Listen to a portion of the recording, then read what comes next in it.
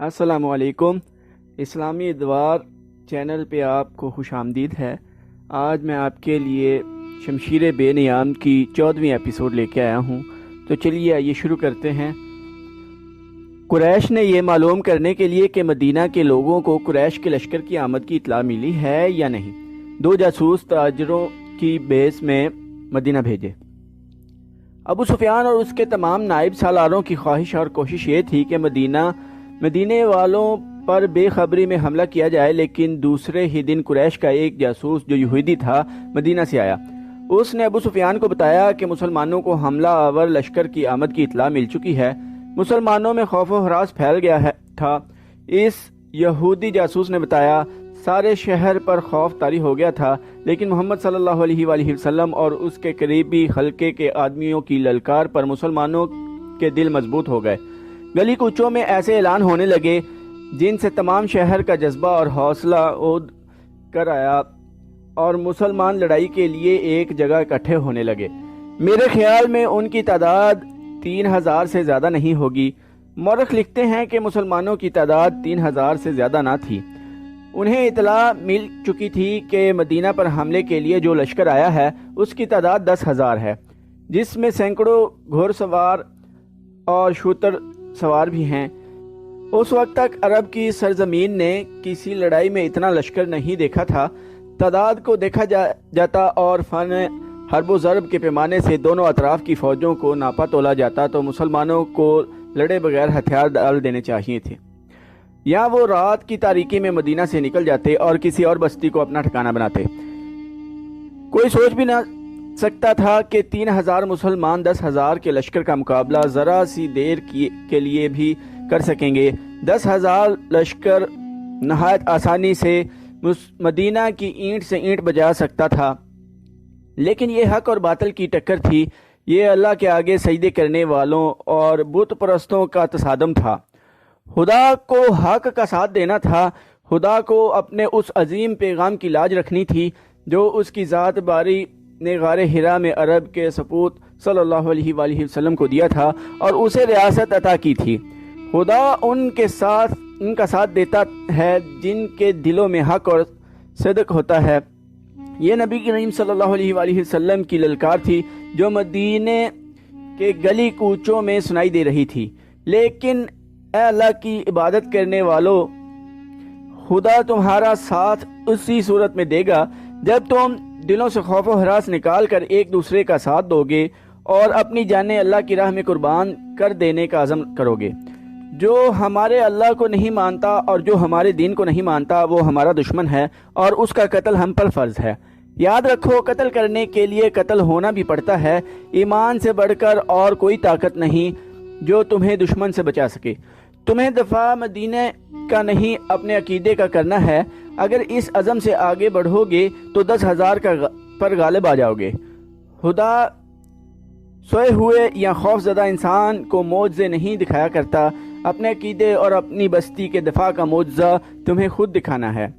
نبی کریم صلی اللہ علیہ وآلہ وسلم نے مدینے والوں کا حوصلہ اس قدر مضبوط کر دیا تھا کہ وہ اس سے بڑے لشکر کے مقابلے کے لیے بھی تیار ہو گئے، لیکن رسول خدا صلی اللہ علیہ وآلہ وسلم اس سوچ میں ڈوب گئے تھے کہ اتنے بڑے لشکر سے مدینے کو بچانا کس طرح ممکن ہو سکتا ہے۔ آپ صلی اللہ علیہ وآلہ وسلم کو یہ تو پورا یقین تھا کہ خدا حق پرستوں کے ساتھ ہے، لیکن ہر حق پرستوں کو خود بھی کچھ کر کے دکھانا تھا۔ بچاؤ کی کوئی صورت نظر نہیں آ رہی تھی۔ خدا نے اپنے نام لیواؤں کی مدد کا انتظام کر رکھا تھا۔ وہ ایک انسان تھا جس نے عمر کے آخری حصے میں اسلام قبول کیا تھا۔ اس انسان کا نام سلمان فارسی رضی اللہ عنہ تھا۔ سلمان فارسی رضی اللہ عنہ آتش پرستوں کے مذہبی پیشوا تھے، لیکن وہ شب و روز حق کی تلاش میں سرگرداں رہتے تھے۔ وہ آگ کو پوجتے تو تھے، لیکن آگ کی تپش اور چمک میں انہیں وہ راز نظر نہیں آتا تھا جسے وہ پا لینے کے لیے بےتاب رہتے تھے۔ عقل و دانش میں ان کی ٹکر کا کوئی نہیں تھا۔ آتش پرست انہیں بھی اسی طرح پوجتے تھے جس طرح آگ کو۔ جب سلمان فارسی رضی اللہ عنہ کو عمر بڑھاپے کی دہلیز پلانگ کر خاصی آگے نکل گئی تو ان کے کانوں میں عرب کی سرزمین کی ایک انوکھی آواز پڑی۔ خدا ایک ہے، محمد صلی اللہ علیہ وآلہ وسلم اس کا رسول ہے۔ یہ آواز سلمان فارسی رضی اللہ عنہ کے کان میں گھر بیٹھے نہیں پڑی تھی۔ ان کی عمر علم کی تلاش میں سفر کرتے گزر رہی تھی۔ وہ تاجروں کے ایک قافلے کے ساتھ شام میں آئے تھے، جہاں قریش کے تاجروں کے قافلے اور کچھ مسلمان تاجر بھی جایا کرتے تھے۔ قریش کے تاجروں نے سلمان فارسی رضی اللہ عنہ کو طنزیہ اور مزاحیہ انداز میں بتایا کہ ان کے قبیلے کے ایک آدمی کا دماغ چل گیا ہے اور اس نے نبوت کا دعویٰ کیا ہے۔ ایک دو مسلمانوں نے عقیدت مندی سے سلمان فارسی رضی اللہ عنہ کو نبی کریم صلی اللہ علیہ وآلہ وسلم کا عقیدہ اور آپ صلی اللہ علیہ وآلہ وسلم کی تعلیمات سنائیں۔ سلمان فارسی رضی اللہ عنہ یہ سب سن کر چونک پڑے۔ انہوں نے ان مسلمانوں سے کچھ اور باتیں پوچھیں۔ انہیں جو معلوم تھا وہ انہوں نے بتایا، لیکن سلمان فارسی رضی اللہ عنہ تشنگی محسوس کر رہے تھے۔ وہ اتنا متاثر ضرور ہو گئے تھے کہ انہوں نے نبی کریم صلی اللہ علیہ وآلہ وسلم تک پہنچنے کا فیصلہ کر لیا۔ کچھ عرصے بعد سلمان فارسی رضی اللہ عنہ رسول خدا صلی اللہ علیہ وآلہ وسلم کے مقدس سائے میں جا بیٹھے۔ انہیں وہ راز مل گیا جس کی تلاش میں وہ مارے عمر گزار رہے تھے۔ انہوں نے رسول اللہ صلی اللہ علیہ وآلہ وسلم کے دست مبارک پر اسلام قبول کر لیا۔ اس وقت تک سلمان فارسی رضی اللہ عنہ بڑھاپے کے آخری حصے میں پہنچ چکے تھے۔ اپنے ملک میں سلمان فارسی رضی اللہ عنہ صرف مذہبی پیشوا ہی نہ تھے، وہ جنگی علوم کے ماہر تسلیم کیے جاتے تھے۔ اس دور کے مذہبی پیشوا بھی جنگ و جدل اور سپاہ گری کے ماہر ہوتے تھے۔ علم و ادب کے عالم بھی سپاہی ہوتے تھے، لیکن سلمان فارسی رضی اللہ عنہ کو خدا نے جنگ و جدل کے امور میں غیر معمولی ذہانت دی تھی۔ اپنے ملک میں جب کوئی لڑائی ہوتی تھی یا دشمن حملہ آور ہوتا تھا تو سلمان فارسی رضی اللہ عنہ کو بادشاہ طلب کر کے صورتحال ان کے آگے رکھتا اور مشورے لیتا تھا۔ نام پر سالار بھی ان کے شاگرد تھے۔ وہ سلمان فارسی رضی اللہ عنہ اس وقت مدینے میں رسول اکرم صلی اللہ علیہ وآلہ وسلم کے صحابہ اکرام رضی اللہ عنہ میں شامل تھے۔ رسول اکرم صلی اللہ علیہ وآلہ وسلم نے یہ صورتحال جو قریش نے آپ کے لیے پیدا کر دی تھی سلمان فارسی رضی اللہ عنہ کے آگے رکھی۔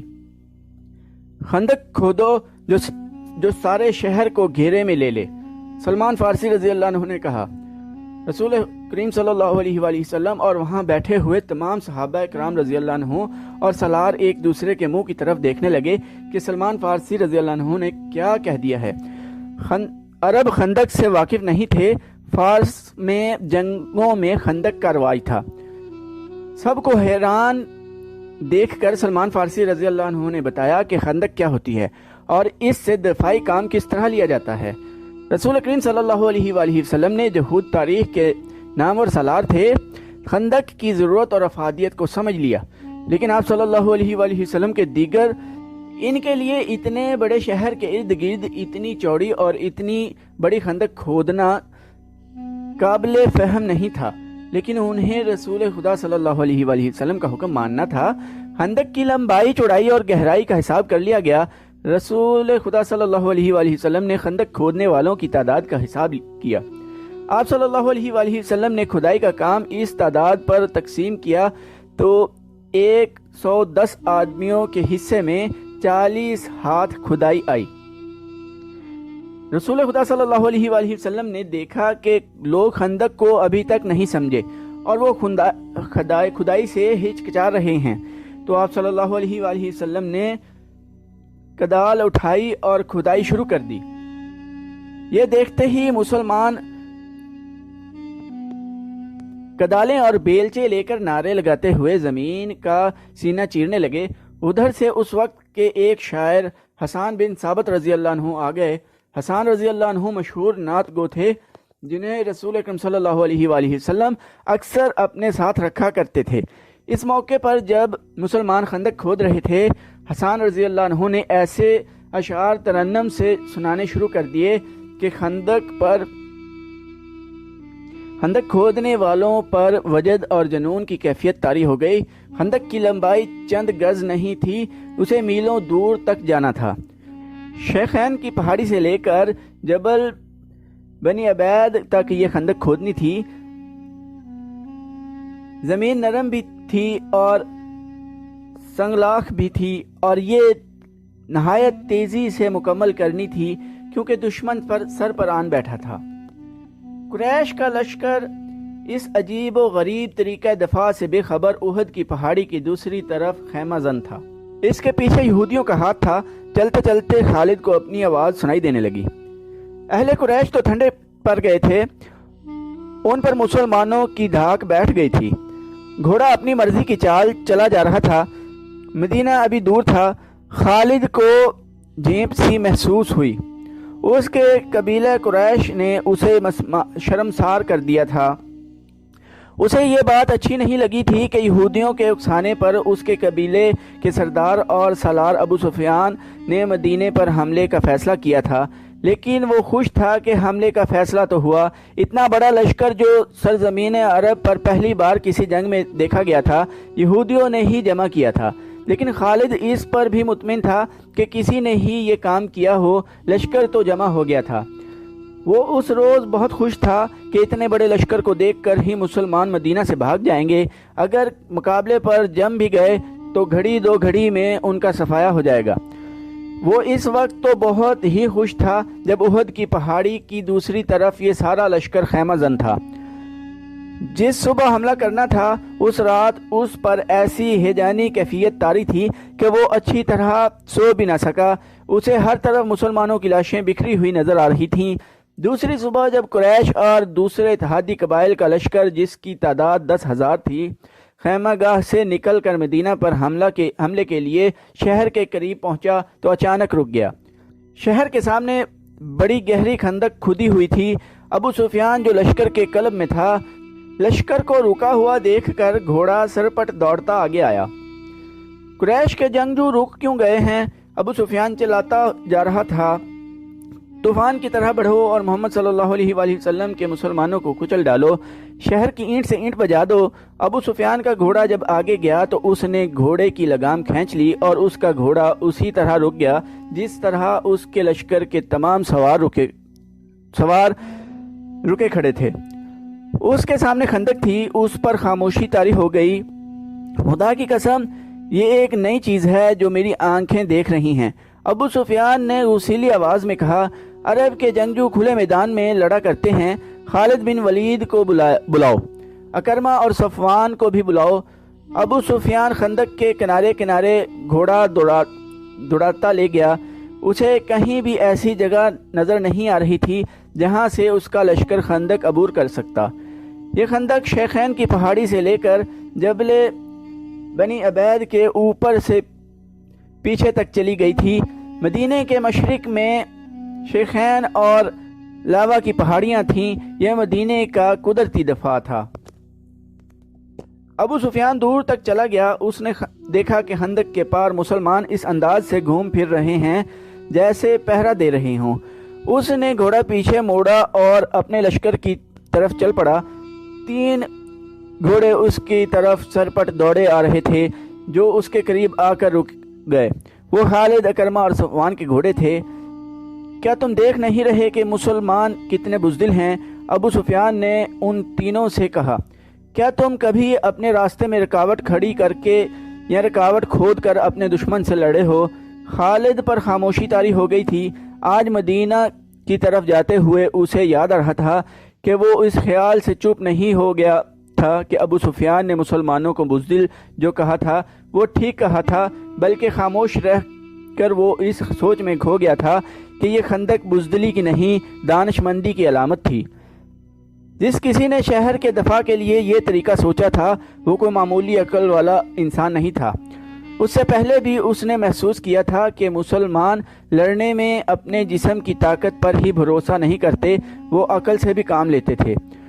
خالد کا دماغ ایسی ہی جنگی چالیں سوچتا رہتا تھا۔ مسلمانوں نے بدر کے میدان میں نہایت تھوڑی تعداد میں ہوتے ہوئے قریش کو بہت بری شکست دی تھی۔ خالد نے اکیلے بیٹھ کر اس لڑائی کا جائزہ لیا تھا۔ مسلمانوں کی اس فتح نے اسے مسلمانوں کی عسکری دانشمندی نظر آئی تھی۔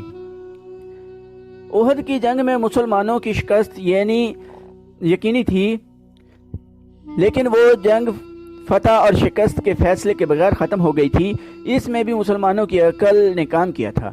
کوئی اور بات بھی تھی خالد، اسے خیال آیا، کوئی اور بات بھی تھی، کچھ بھی تھا۔ خالد نے اپنے آپ کو جواب دیا، ہماری عقل جس عمل اور جس مظاہرے کو سمجھ نہیں سکتی اسے ہم جادو کہہ دیتے ہیں۔ اہل قریش میں ایسا کوئی دانشمند نہیں تھا جو مسلمانوں جیسے جذبے سے اہل قریش کو سرشار کر دے اور ایسی جنگی چالیں سوچے جو مسلمانوں کو ایک ہی بار کچل ڈالیں۔ خدا کی قسم ہم اس لیے واپس نہیں چلے جائیں گے کہ مسلمانوں نے ہمارے راستے میں خندق کھود رکھی ہے، ابو سفیان خالد اکرمہ اور صفوان سے کہہ رہا تھا۔ پھر اس نے ان سے پوچھا، کیا خندق عبور کرنے کا کوئی طریقہ تم سوچ سکتے ہو؟ تو دوستو آج کی ایپیسوڈ ادھر ہی ختم کرتے ہیں، اس سے آگے نیکسٹ ایپیسوڈ میں کنٹینیو کریں گے انشاءاللہ۔ چینل کو سبسکرائب کر دیں اور لائک اور کمنٹ کرنا نہ بھولیے گا۔ ٹائم دینے کے لیے شکریہ۔ اللہ حافظ۔